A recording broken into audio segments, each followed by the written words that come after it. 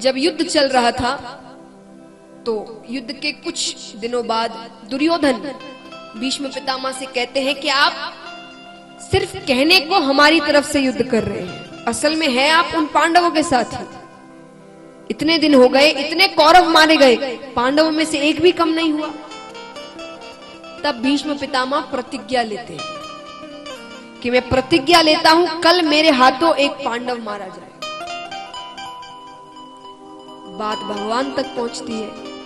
भगवान कहते अगर भीष्म पितामह ने प्रतिज्ञा ली है वो उसे पूरा ना करे, ऐसा हो नहीं सकता।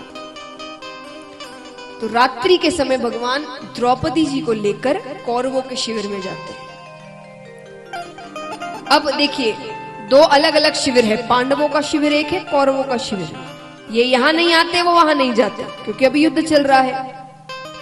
तो अब भीष्म पितामह कौरवों के शिविर में रह रहे हैं, तो भीष्म पितामह के शिविर में कौन आ सकता है? या तो कौरव आ सकते हैं, कौरव की पत्नियां आ सकती है, यही आ सकते हैं। तो अब भीष्म पितामह अपने शिविर में लेटे हुए हैं। कैसे? आंखों पर हाथ रखकर, नेत्र बंद कर कर आंखों पर हाथ रखकर लेटे हुए हैं।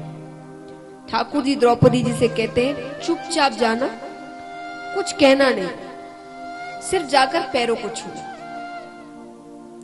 पैरों को छूने के बाद भी कुछ मत कहना। द्रौपदी जी ने कहा ठीक है। वो अंदर जाती है, जाती है, उन्होंने पैरों को छुआ। भीष्म पितामह को लगा कौरवों में से किसी की धर्मपत्नी आई है। जैसे ही द्रौपदी जी ने पैरों को छुआ, उनके मुख से निकला अखंड सौभाग्यवती भव।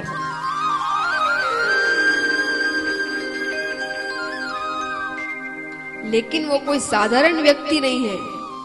ये बात कहते ही मन में ऐसा लगा कि कुछ गलत हुआ।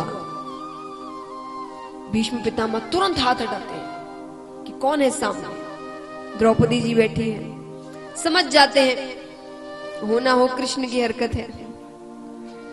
अपने शिविर से बाहर निकलते हैं। बाहर निकल रहे, भगवान खड़े हाथ बांधे हुए।